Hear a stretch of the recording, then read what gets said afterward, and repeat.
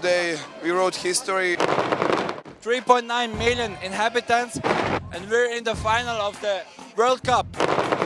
Ko je najbolji igrač na svijetu? Luka Modric. There were 14 players out of 23 in our World Cup squad used to play for Dinamo. 22,5 million euro. Meni je Levi and Zoran Mamić, sport direktor. Došli smo u školu, počeli raditi, nije ih bilo puno.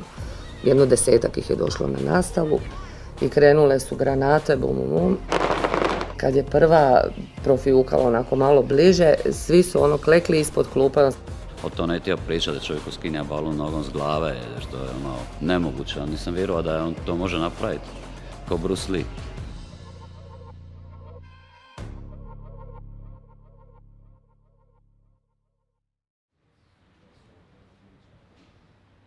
So this is the second hotel that the Modric family lived in. This is the hotel where he spent last 2 years of him as a refugee. I don't speak Croatian, but I can make out the name Beckham. He's not a sheep, but Beckham from Obrovac. Obrovac is his birthplace. So The Obrovac Beckham. this hotel has been abandoned for several years now, as you can see. It doesn't and look good. this is the place where the biggest anti-Modric graffiti took place when the Mamić story broke out. You can't read Luka Modric anywhere here because it has been deleted or covered over.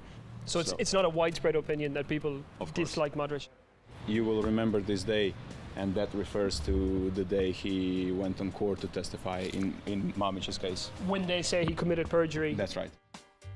Zdravko Mamić is a former executive president of Dinamo Zagreb. In 2015, he was arrested on suspicion of tax evasion and bribery. He was sentenced in the summer of 2018 to 6.5 years in prison for fraud relating to the transfer of players, including Dejan Lovren and Luka Modric. Specifičan posao je, opet se veže za Tottenham. Neće niko odgovoriti, ja ću, you go up and down, please. Please, you. Ne ako vrati, nego da dadi od profita kojeg će on zaraditi. U nekom periodu ili U cijelu karijeru. During the trial, Modric was called as a witness. Modric signed multiple contracts with Mamić during his Dinamo career. Upon moving to Tottenham, Modric guaranteed part of his transfer fee to Mamić, who had helped him financially in his early professional years. In 2017, Modric stated that he signed the annex in his contract, which pledged the fee to Mamić 10 years earlier. But in court, he said it was signed in 2004, when he got his first contract at Dinamo. Luka Modric was charged with perjury and was cleared in October of this year. But the episode severely hit Modric's reputation with certain sections of Croatian society, where Mamić is a deeply polarizing figure. I kad je on, znači, otišao 2004. godine, on je tražio od mene da raskinemo taj ugovor i ja sam na to pristao, jer sam ga jako volio. U tom transferu gdje je on otišao van je moj sin dosta zaradio, ili mi kao obitelj, kako god hoćete. Prvi predsjednik Hrvatske, first president Croatia. Mamić fled Croatia the night before his sentence was passed. He is currently situated over the border in Bosnia-Herzegovina, where he holds dual citizenship. During the perjury case, Modric and Mamić were prevented from having any contact with one another. Znači, Dinamo je od engleskog kluba dobio sve, ali su Dinamo i klub imali ne samo za Luku Modrića, nego za stotine igrača. Prije su imali dogovor o podjeli transfera. Neko je imao 50-50, neko 60-40, neko 40-60. Ne, tu praksu sam ja ukinuo. Tu praksu sam upravo ja ukinuo. Ovo su bili nekoliko slučajeva gdje to nismo mogli napraviti, jer klub tada nije mogao plaćati igrače kao što plaća danas 500.000 eura, 700.000 eura ili Sudanija 2,5 milijuna eura, nego je Luka Modrić potpisao ugovor za 1.000 eura. Na 10 godina. Prema tome, Luka je trebao igrati do 2014. godine u Dinamu za 1.000 eura po slovu ugovora. Ali je tada Luka dogovorio da će mu Dinamo, s obzirom da mu ne plaća te velike plaće, da će mu dati dio transfera. I dogovorili su se pola-pola. A temeljem ugovora koji je Luka imao privatno sa mojim sinom, odnosno s njegovom agencijom, su Luka i agencija podijelili Lukin dio novca. It was the heaviest criticism Modric had ever faced in his homeland. As well as the graffiti popping up outside his former residence, Modric was confronted with calls for him to be stripped of the captaincy of the national team. Kažem, uopće nije ništa priča. Njega to kaže, njegov pokazatelj, ja sam vam rekao, kad je, na primjer, ga napalo za to suđenje, njegov pokazatelj je to što je napravio u reprezentaciji. Znači, to je njegov inat i garantiram da on sa tim svojim inatom napravio ovo što je napravio. Jer on da nije poveo takvu ekipu, teško bi mi to osvojili. Kažem, to je njegov inat i to u njemu. To je u njemu, kada bio sam s njegovim tatom i kažem da mu nije bilo lako u tim trenucima kada ga napadalo i sa svih strana narod hrvatski, a dečko ništa nije kriv, tako da on je samo jedan veliki sportaš i jedan veliki gospodin. Slučajno ili ne slučajno moj sin. Prema tome niko od toga ne bježi, ali u toj priči smo mi napravili smo igrača i napravili korist Dinamu, hrvatskom nogometu, Modriću, pa u konačnici i mom sinu. Luka je najbolja osoba na svijetu. Najvažniji za svoj uspjeh. Svi drugi, uključujući i mene, su tu marginalni, netko je pomogao više ili manje. On je sve stvorio sam. On je igrao, on se odricao, on se borio, on je živio za nogomet. Pa iskreno, sad malo... Ja ću vam reći stvar, moj otac kad je bio tu, on je rekao da taj mali može biti Maradona. Sad je to malo čudno što ja to tako govorim, on kad ga je gledao, on kaže ako nastavi raditi da taj mali stvarno može napraviti vrhunsku karijeru. Uvijek smo igrali su ispred hotel Kolovara, hotel Iž, uvijek se nogomet kaže, no uvijek, znači kod nas nije bilo ni mobitela, ni ništa, kod nas je samo bilo lopta. The Croatian War of Independence lasted from 1991 until 1995. It left thousands dead, and many more, including the Modrics, had to flee their homes as refugees. The Modrics settled in the coastal town of Zadar, where hotels were converted into refugee shelters. It was here that Luka first began to play football, in the car park, at school, and with the Zadar youth teams. In this very car park, they tell us that this is the first area where Luka played with a football as well. This is where he learned it. That's how the story goes, because he only played football. That's the only thing in his mind. Inače, ja živim, moja kuća odmah do hotela Kolovara i ja sam njega često viđala sa prozora moje kuhinje, on je dole na travnjaku lupalo po cijelo popodne. Da. I onda bi ja njemu rekla, ajde Luka, dosta više, ajde pisati domaći rad. A on bi rekao, evo još samo zera. I znate da idete u školu koju je išao tko? Luka Modric. Ja prva, dakle Luka je cijela ta njegova generacija, krenuli su u školu 92. 93. godine i te 3 školske prve godine su uglavnom sjećanja mračna ili ratna, ali u svemu tome i to veselje i ta djeca su te nekako održavala. So this is the monument for all Dinamo Zagreb fans that died during the Croatian War for Independence. Many of them did.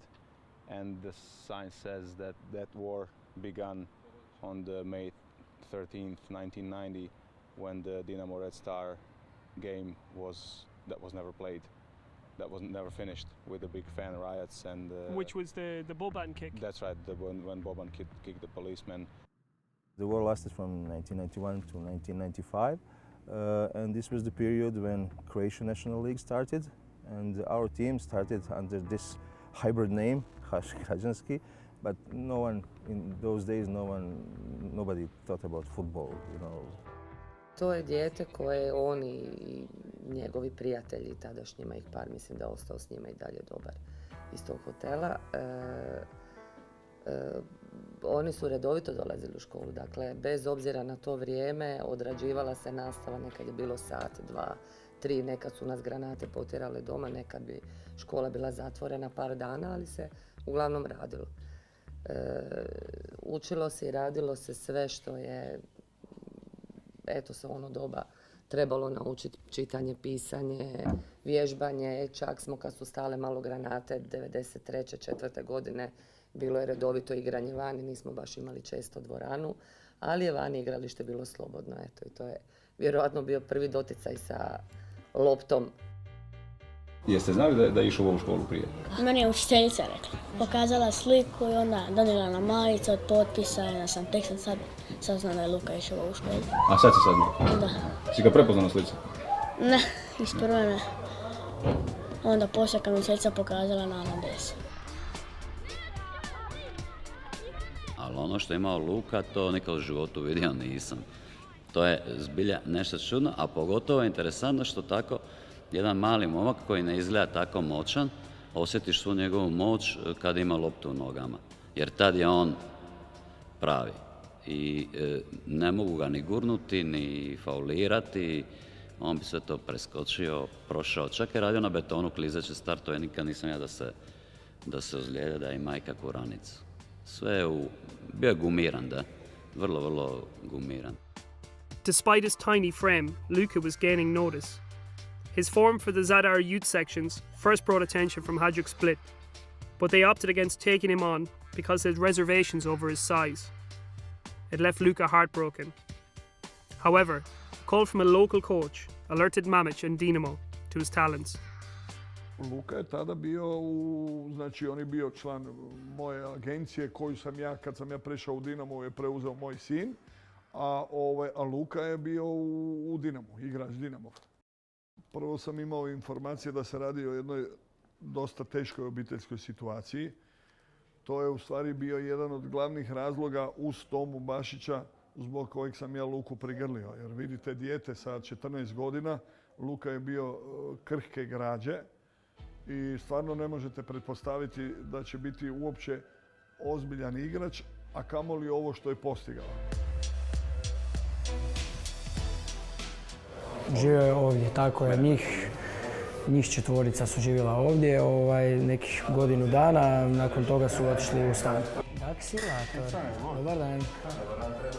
Tako je, naravno, mi kad nam je bilo dosadno ili možda iz nekog izlaska, kad nismo išli kući, onda smo svratili kod njih, prespavali kod njih, igrali igrice, sve što mladi rade. I bilo je blizu do treninga onda? Je, da, i onda kako je blizu, naravno zakasnimo, jer nam je jako blizu. Tako. A ovaj je, recimo, neću reći ko. He's like successful player and unsuccessful player. Kad je došao nije, nakon godinu dana, da. Znači, godinu dana, 6 mjeseci mu je trebalo da pokaže sve. Nakon toga je išao i u reprezentaciju i nakon toga jednostavno uz taj karakter i talenat nije se moglo desiti da on odigra recimo 2 utakmice za redom loše. Jer jednostavno, ako krene loše utakmicu, njegov karakter ga je tjerao da na kraju bude jedan od boljih na toj istoj utakmici, naravno. Modric, Mamić says, had a development plan laid out for him at Dinamo. He needed games, so he was sent on loan to Zrinjski in the Bosnian-Herzegovinian league. It was regarded in those days as one of the most physically demanding places for a footballer to make his living. Onda je otišao u Zrinjski u jednu ligu, ja bih rekao, kolokvijalno rečeno mesarsku ligu, gdje je svaki duel između igrača ko prođe pričat će se, ko preživi pričat će se. Modric aced it, earning the league's Player of the Year award. Imao je ovdje dosta grčeva, jeste, jer je davao 200% na utakmici i svaka utakmica pred kraj je bilo upitnik zbog njegovih grčeva. Niko nije cijeli stadion nije htio da on izađe, on jednom padne, pa se ustane, pa na drugi put padne i onda je morao izaći. Znali su ga iznositi od grčeva. Jer je za nas kao djecu tada bila to jaka liga. So this is like the graffiti about Luka Modric in Mostar. This was made like 6-7 years ago. So not while he was playing in Zrinjski, but not now when he is the best player of the world. So that just shows how fans in Mostar adore him. He played here for 1 season. He was voted best player of the league, despite the fact that Zrinjski was like bottom of the table, middle bottom. When Zrinski played as a visiting team, the home fans would of course, support their team, but also applaud Luka Modric, whether he was substituted or just made some great move, some dribble, something really fans here could recognize, wow, this is not a player who should play in Bosnian League. After Zrinski, Modric would be loaned again.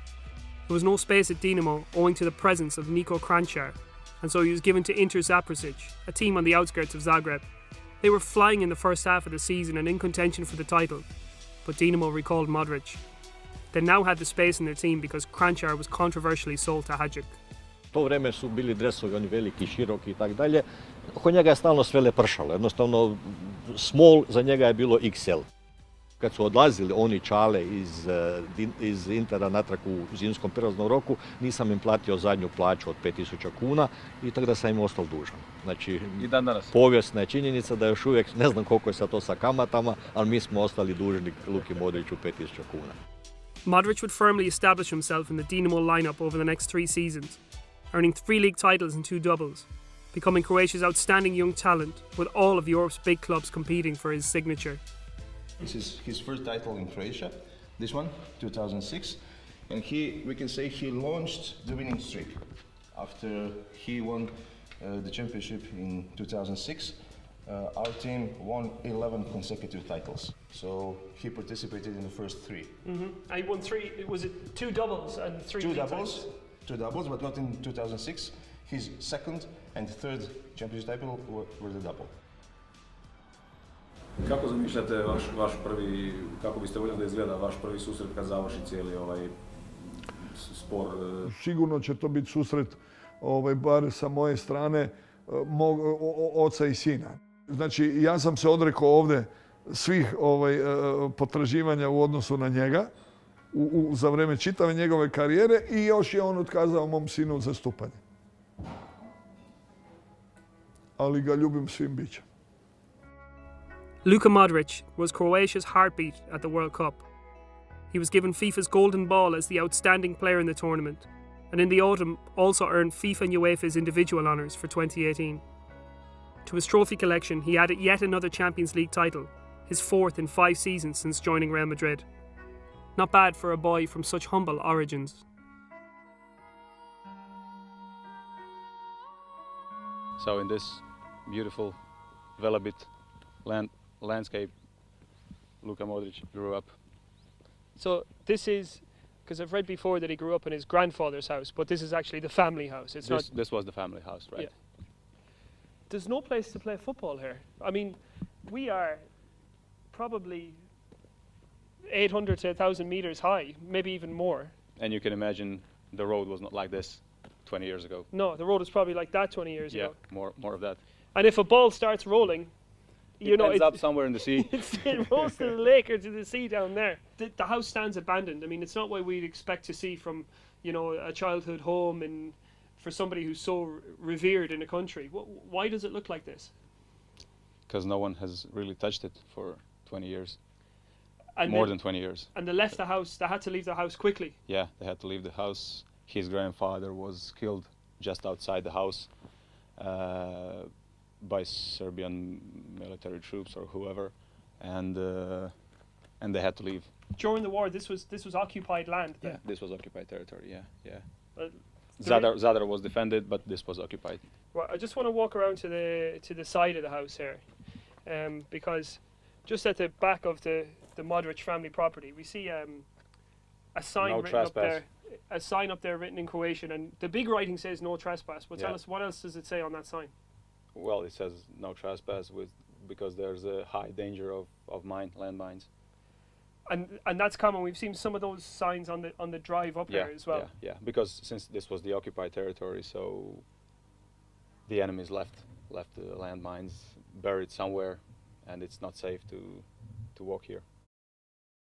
There's one tiny little clue that this is the home of the childhood home of Modric. And that's it's something that fans did. The Croatia flag, which I presume is put up in the summer during the World Cup, maybe.